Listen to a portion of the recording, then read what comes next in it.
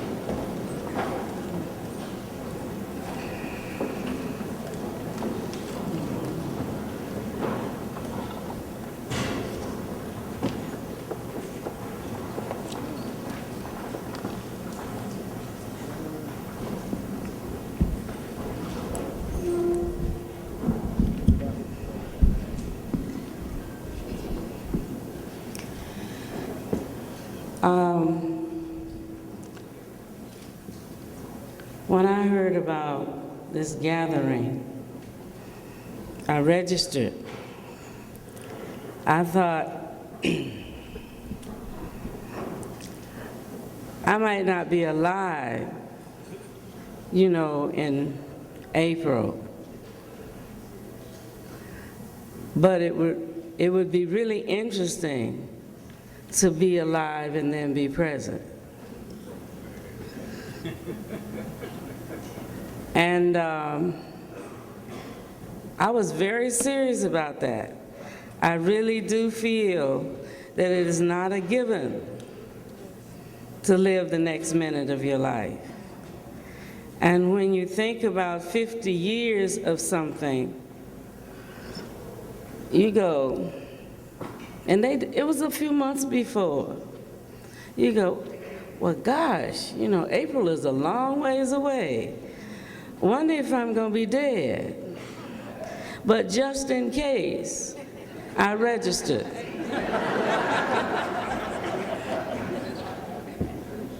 And George Ladner called me and said, you were the first one to register for the conference.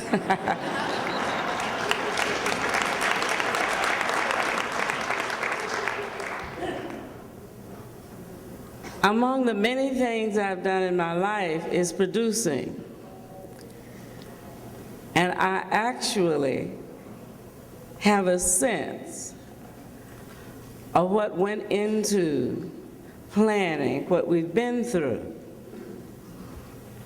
It was no light effort. And I just want the people who stepped out of their lives to do this, to just know that some of us who are still organizers can probably imagine what they went through to provide us with this structure to be together. I don't take it for granted.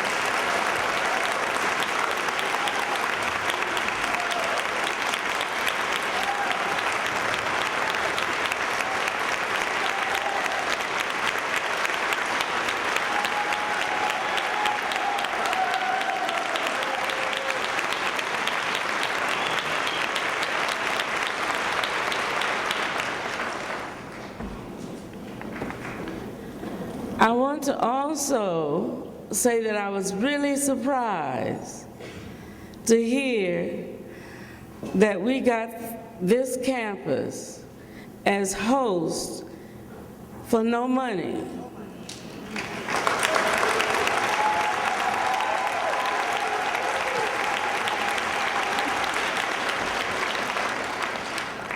Then I looked at the interim president, and I said, she should have looked familiar. Well, she was just at Johnson C. Smith, rescuing Johnson C. Smith. And when she got ready to retire, she said, I really wanted Bernice Johnson Reagon to come before I left. And then we were talking about what she was going to do after she stepped out of the work she had done at Johnson C. Smith. It was not becoming the interim president of Shaw. And I actually have witnessed several of these steps, including Janetta Cole being called to go to Bennett because we couldn't lose Bennett. And I'm taking the time to say this because I absolutely want Shaw to actually hear from the people in this room. Shaw College is in difficulty. They understand their role in supporting our being able to come together. But in the 21st century, we can participate in whether or not this school survives. They opened their doors and could do it because they were a private black school. And so,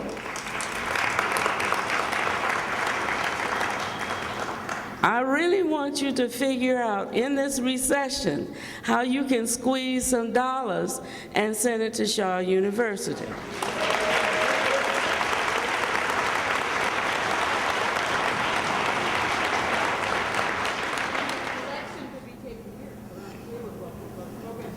No, you got to do it on your own. You got to do it on your own. You have to send it. You got to find out where you send it at Shaw. If you take up a collection, you'll be wanting to know what happened to it. It's got to be individual. And Shaw's got to look up and say, where did this little check come from? And you just put SNCC 50th reunion, go ahead, or something in the notes. You know what I mean? I don't know how my mother walked her trouble down. I don't know how my father stood his ground. I don't know how my people survived slavery. I do remember, that's why I believe. I don't know why the rivers overflow their banks, and I don't know why the snow falls and covers the ground. I don't know why the hurricane sweeps through the land every now and then. Standing in a rainstorm, I believe.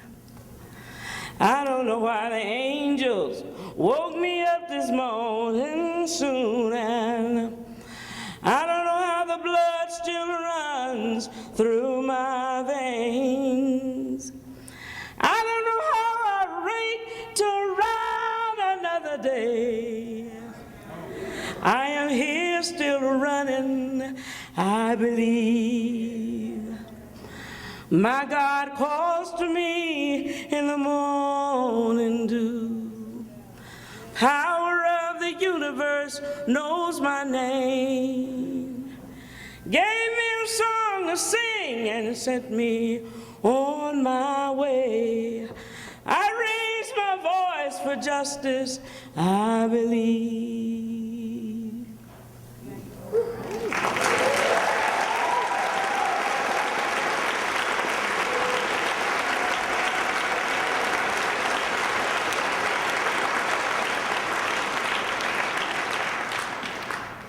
There's a difference between knowledge and memory. And there's a difference between knowledge and memory and believing. And that negative, I don't know how, is acknowledging that I stand on ground plowed by people before I came into being. And I wouldn't try to suggest I know what it was like for them. But I have worked to study, and I have worked to test whether I know anything. And at my age, memory is a funny thing. You can think you know something, and you don't know what you know until you start to try to say it. And the older you get, that lady was talking about air going to your brain a minute ago. The older you get, you start to get computer glitches in your brain. And something you think you know, nobody will know it, because when you get ready to say it, it won't come up. Some of you are too young to even know what I just said.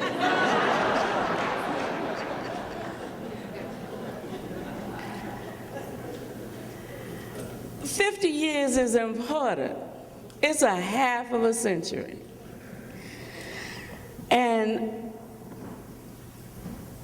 it's wonderful to be able to sit in the company of people who operated in a particular way in this country in a certain section of that half of a century. It's a rare thing.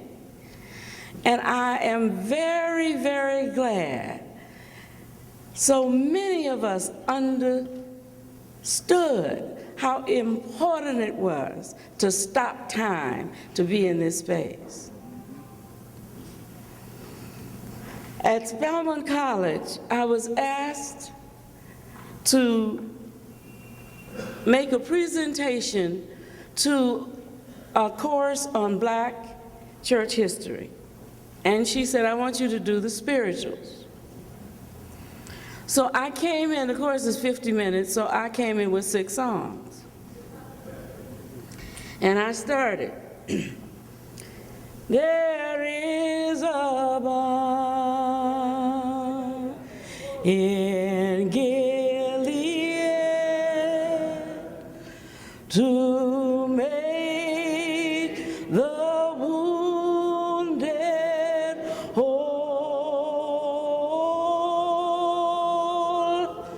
There is a balm in Gilead to heal the sick soul. And I said I was going to go on with it, and then something said something in my head, and I stopped. And I said, how many people ever heard that song? I'm asking in this room. How many people have never heard that song before in their lives? Well, in that classroom, when I say how many people know that song, 2 people raised their hand. And then I knew I wasn't going to do no 6 songs. We're talking about Spelman, and we're talking about Spelman a few years ago, and we're talking about a room full of Black people who have taken every Black course they could get in high school and college. And they had never heard Balm in Gilead before in their lives. And that is not up to them. You don't put people down for what they have never heard. But somebody ought to be raising some questions. And the people ought to be raising questions who raised their hands and they knew the song in this room and could sing it in harmony.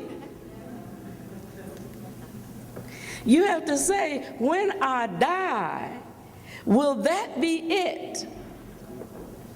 It's another thing, one thing to know the song, it's another one to know what the song is about.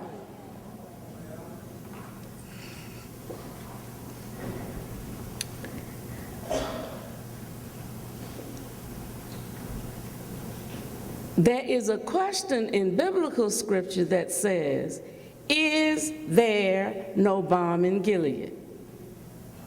This song answers the question and declares there is a balm. Black people talk back to the scriptures. In the spirituals, we talked back. We analyze. Now, if you were doing a Bible verse in school or church, you could not get away with saying anything other than, is there no balm in Gilead? Because you sort of know what is behind that. But you go to the spiritual and you get a conversation with the stuff black people find in the text. These are slaves declaring that there is a healing in a place where there is no answer, solution, or healing for what's happening to them at that time. It is a projection beyond the moment into the future. SNCC is a part of the healing that's launched in this spiritual. And when you are young, you really think that you thought it up and you're halfway pissed off that your parents didn't take care of this before you did. And in some way, young people tend to really not be very connected with the ground they're standing on. They just think that it's some cement or something.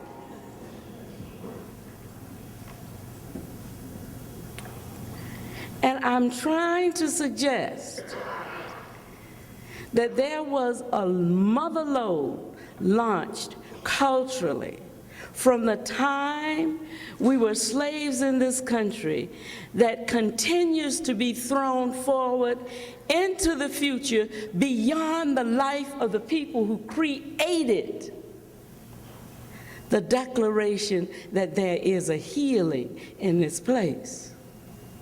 Howard Zinn says, this country was founded with some very progressive concept, and you can be sure Bob Moses is reaching in there to rake up something that we could use. I didn't expect to hear the declaration this morning, but I said okay.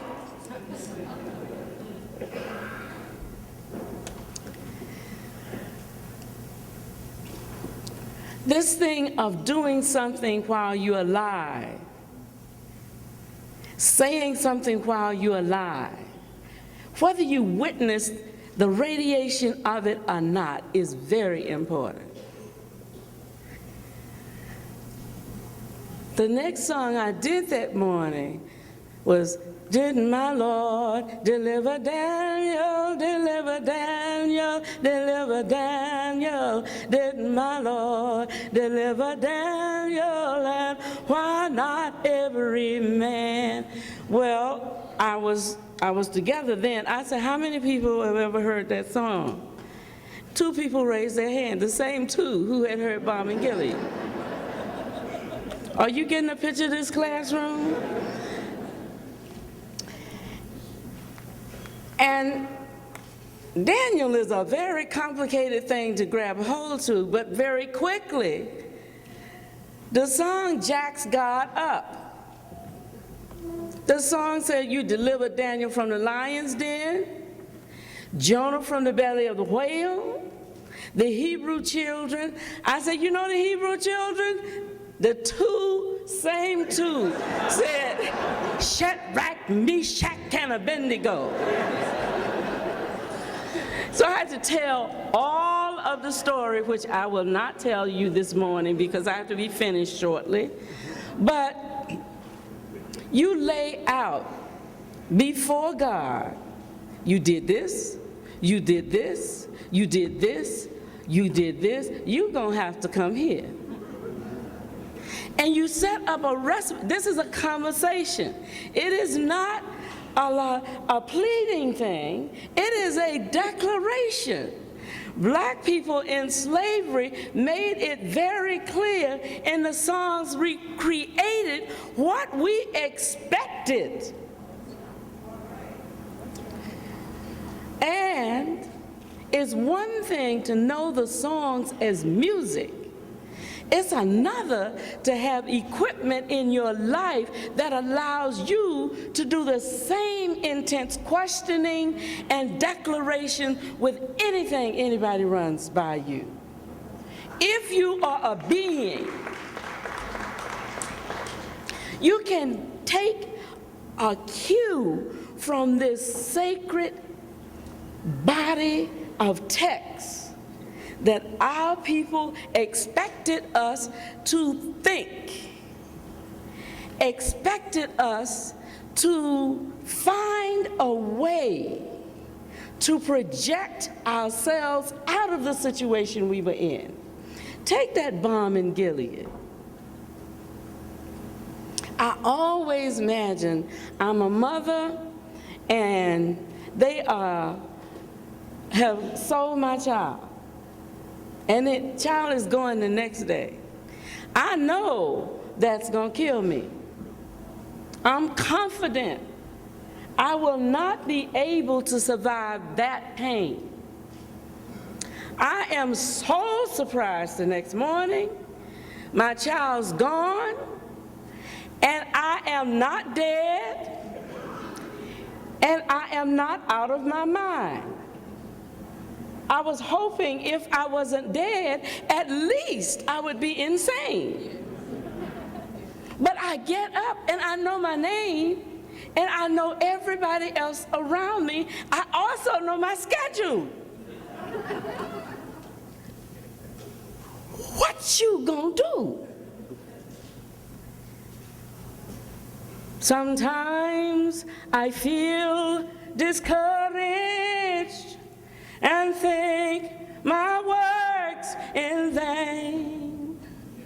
But then the Holy Spirit revives my soul again.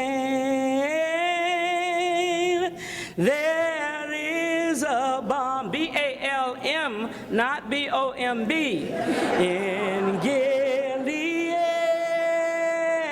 Don't take it for granted. If you never heard it before, I do not sound ending consonants because I'm a Black American.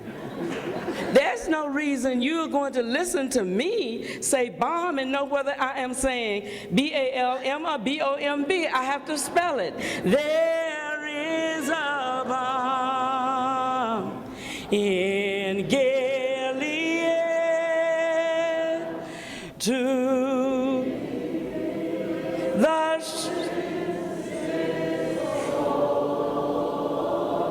You're not supposed to be weaker than me. I'm one voice. There is a balm in Gilead to heal the sick soul. What do you do when you actually find that you're not dead, and you have to actually get through an intolerable situation that you really thought you would not make it through. The song says, there is a source beyond your physical that is internal to you. You don't have to go outside of yourself. My mother said to us when we were children that we had a physical body and it would die. But we had a soul and it would never die.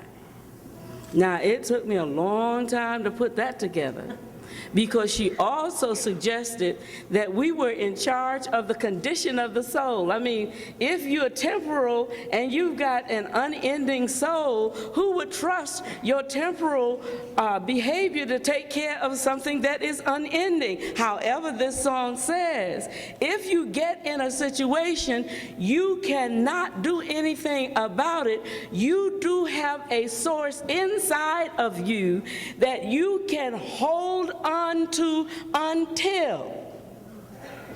And you have to understand that is why the spirituals leaped into service in jail cells during the Civil Rights Movement.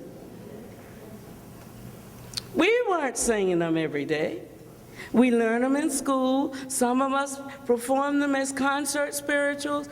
But this is the 50s and the 60s, and a lot of us are doing gospel and rhythm and blues, and all of a sudden, in the singing in the Civil Rights Movement, these songs swamp everything. Come and go with me to that land. Come and go with me to that land. Come and go with me to that land where I'm bound. Come and go with me to that land. Come and go with me to that land. Come and go with me to that land where I'm bound. It is not the land you are living in. It is a projection of the land that is to come, and you are actually positioning yourself to destroy the land you're in to make room for the one that has to be. Howard Zinn said there were some positive things in the conceptualization of this country. They are matched or overmatched by the evil that is in the creation of the country. People came here articulating something for themselves. At the same time, they were wiping out the people they found here. At the same time, they were scooping people from another land to, in fact, help them bring into being this thing they were trying to do for themselves. Zinn talks about it as if it's in the DNA, which means you're not going to fix it generationally.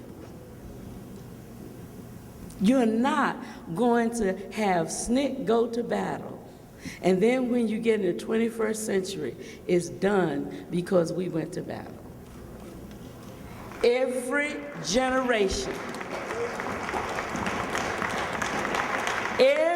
generation has to take on, as responsible people in this land, that there are some progressive concepts in this land, and there is evil in this land. And the evil has to always be answered. The evil has to be faced. And you have to face it with your very life and every resource you have. And so people come to you 50 years later and say, what do you think about where things have come and where things are at this time? And it's almost a suggestion, aren't you disappointed that after all you did back there, that you come here and you still have to find this stuff, and some of it looks worse than it was? And I tell you, I had a crisis when I looked up about 20 years after and found young white skinheads. They weren't 40. I'm going, where did they come from? They weren't even in the South. They were pulling stuff from Germany and World War II. And I'm saying, what the world is this? And this thing says, do not think you're going to live in a world where you don't have to face down that which will destroy what you believe in. If your children are to have a chance, you have to meet the challenges of your time. And we have to raise children who actually understand that their purpose is not to just go for everything they can get for themselves, but they actually have to change the structure of the society they are in so that there is something different about what is there.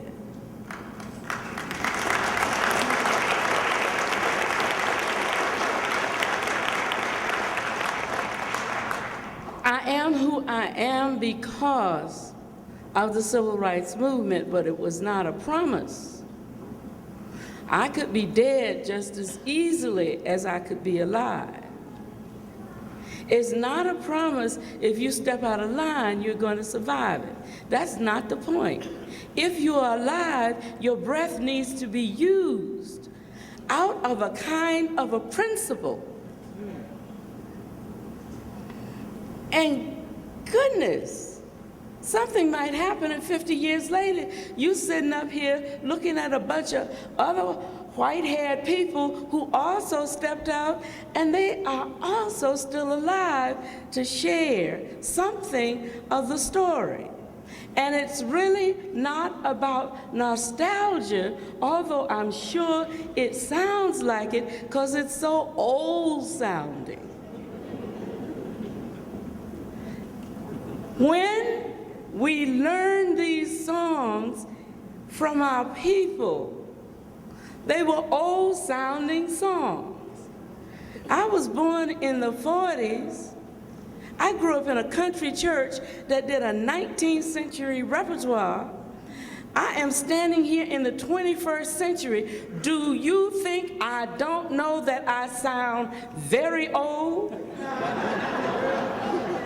I carry a 150-year cultural load.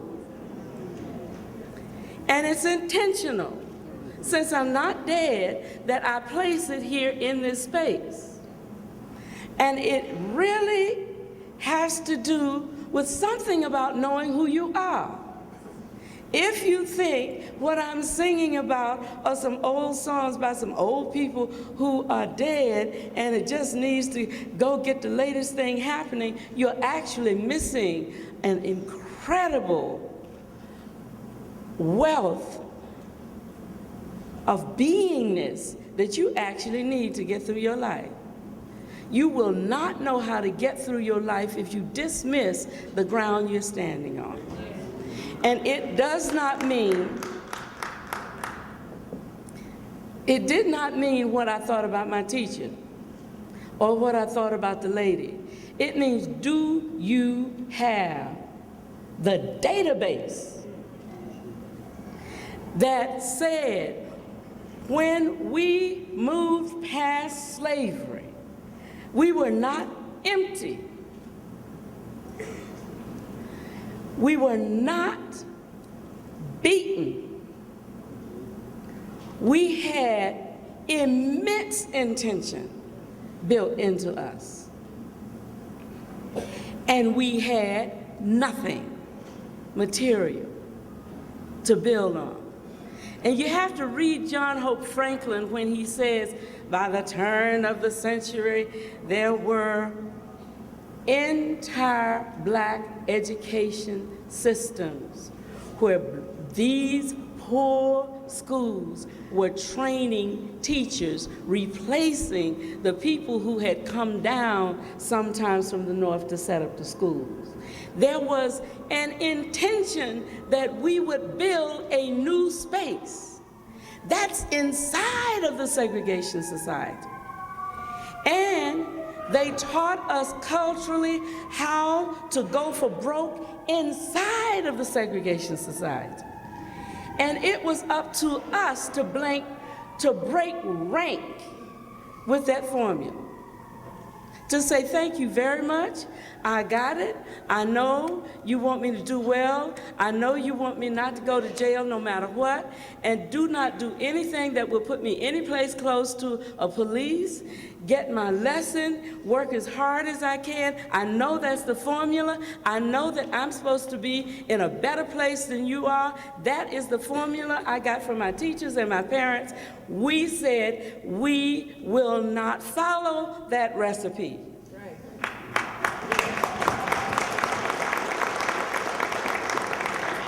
We were not being disrespectful, but we were dismissing the formula. Every generation has to find a way to identify something that's happening in your life that is crippling, and even though your mama mean has showed you how you can maybe survive it, you got to figure out a way to say, thank you very much, mother, and excuse me. And you know, the old people blocked for us. They did not come up with what we were going to do all the time. And this is very important when people start to look at me and they're younger than me and they ask me what they're supposed to be doing about what they're facing in their lives. And I said, as soon as you work out something you want to try, let me know where you want me to stand to block for you. Is anybody listening to what I'm saying? It's in the DNA. It's in the DNA. You, in your life, this is young people, what you're facing in your life is as intense as anybody has faced in their lives at your age. It is really rough. That is not a good thing. And you can talk about, well, the SNCC didn't fix it. We sure didn't. We fixed what we fixed. And we just wait. We're waiting. And I think you will find, you know, some of us were good blockers. I loved being in a church meeting and seeing some gray-haired people there. And for me at that point, the people who were in their 30s were gray-haired equivalents. That's how, you know, that's how bad SNCC was. You know, if you were 36, 37, you know, and you were in the meeting, it meant you thought we had a little sense. We appreciated your presence. You carried a little weight. And I'm putting pressure on the next generation. I want to talk just briefly about the importance of culture and paying attention to the fact that Black people generate commodity for selling culture. And they have decided already for this century that the freedom songs are going to be commercial commodity. And the interesting thing about the few projects I've run into is they tend to feature commercially released recordings by artists who were moved by the movement and wrote out of that being moved. And when I talked to these people about it, and I said, you know, the music in the movement was on the street, in the mass meeting, in jail, and usually not solo. And I'm not having a problem with soloists. But I have a problem if you give me 10 songs and all of them are solo songs and you're telling me it's the music of the movement. It is equivalent to going to a program at the Smithsonian about the 60s as a protest, American protest music, and I'm going there and it's all about the war, the struggle against the Vietnam War. And I'm sitting there, and there ain't nobody up there on the stage. Ain't nobody, all the people on the stage are the anti-war fierce warriors, right? I'm going, how in the hell have you turned the 60s into the anti, how did you do that? They said, well, the civil rights movement is sort of a 50s thing.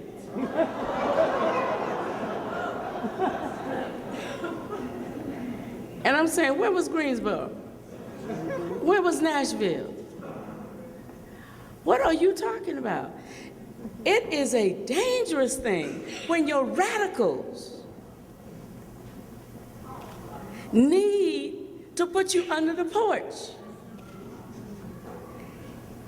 And it is an absolute strand I see. And if you don't know better, you'll buy it. Because the folklorists, the anthropologists, the ethnomusicologists, the cultural historians talked about spirituals, and they said spirituals were about us singing and praying and hoping that we would go to heaven when we die. And they were not protest songs. Then a certain group of them from this state got together and took some lyrics of spirituals with some lyrics of white camp meeting songs, picked the little words that were similar and used it as proof that the spirituals had come from the camp meeting songs.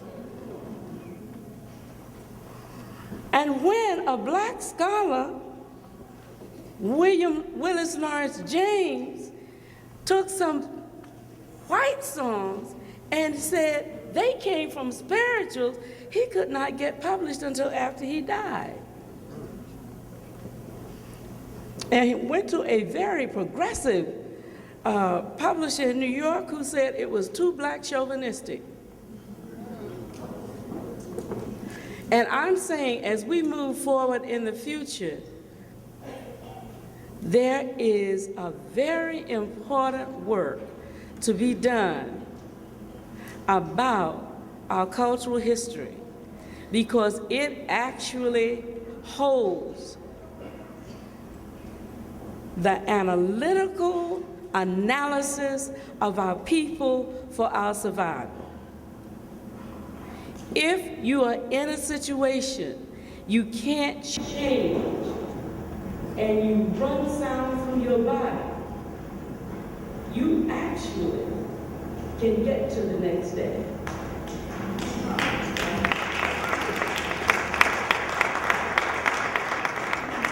I told that to a group of high school students. They were from New York, Ohio, Chicago, 2 schools in California. And when I talked about that scenario of living a life in a place where you can't change where you are right now. The Underground Railroad is not running today. And I said, when you hear Marvin Gillian, that is the source and the use and the function of that song. I looked in the eyes of those students and I was looking at students who operate in a terrorized reality. They do not know when they leave their house if they're going to get to school. They don't know when they get up in the class to go to the bathroom if it's going to be okay. They understood so much of what I was saying when I talked about the song. It is very important to understand freedom songs because many of us didn't understand the freedom songs as resistance songs until they locked us up in jail, and those were the songs that we sang, flipping only a word here and there to make it totally contemporary, and especially not realigning the structure of the song, and the statement was contemporary. It was the same system, it was the same urgency, it was actually serving a new situation. And people say they sang all the time. Well, if you begin to make movies about it, and you begin to tell the story of the civil rights movement, and you turn it into a story of the leaders, and the soundtrack is a solo voice with a band behind it, you actually are not passing the material we need in the future to the next time.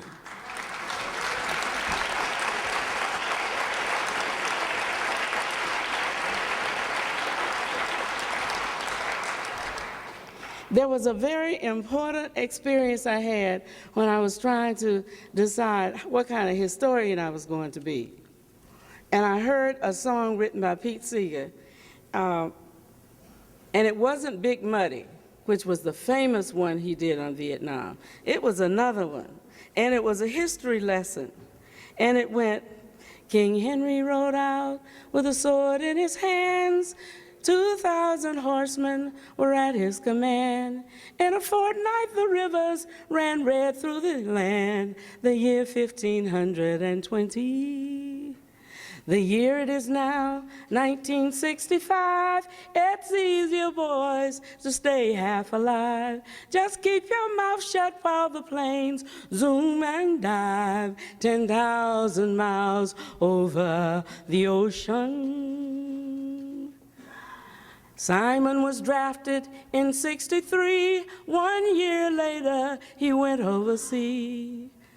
Last month, this letter he sent to me, he said, you won't like what I'm saying. It's my own troops I have to look out for, he said. I sleep with a pistol under my head. He wrote this last month, last week he was dead, and Simon came home in a casket. Each day a new headline screams at my bluff. On TV some general says you must be tough.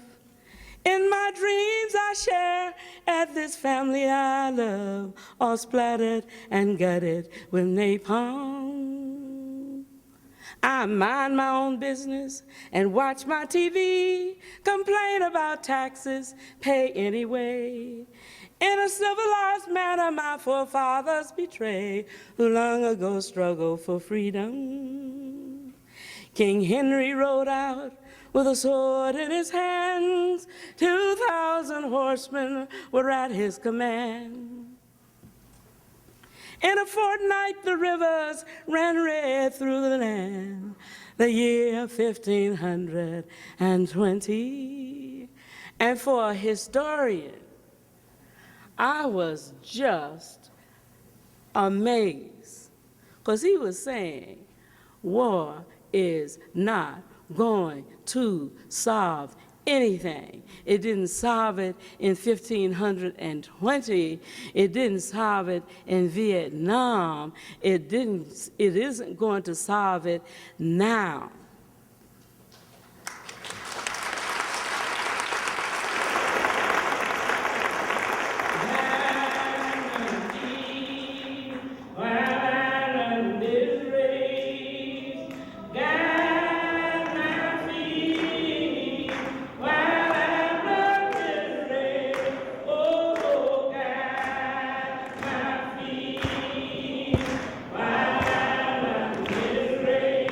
Oh,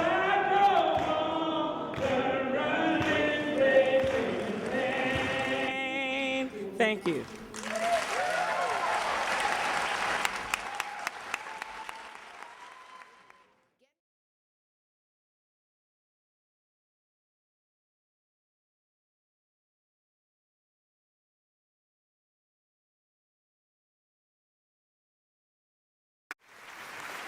Bernice Reagon and the Freedom Singers.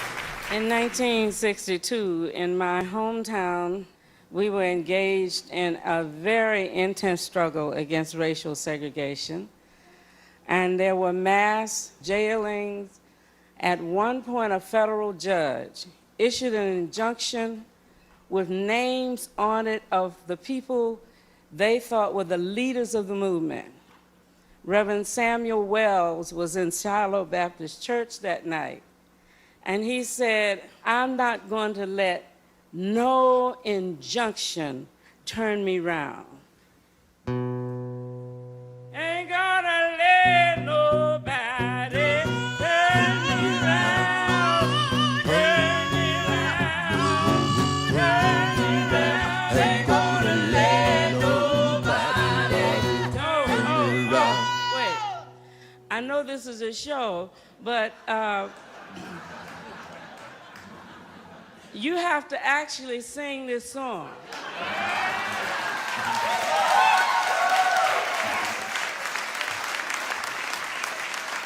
You can never tell when you might need it. Ain't gonna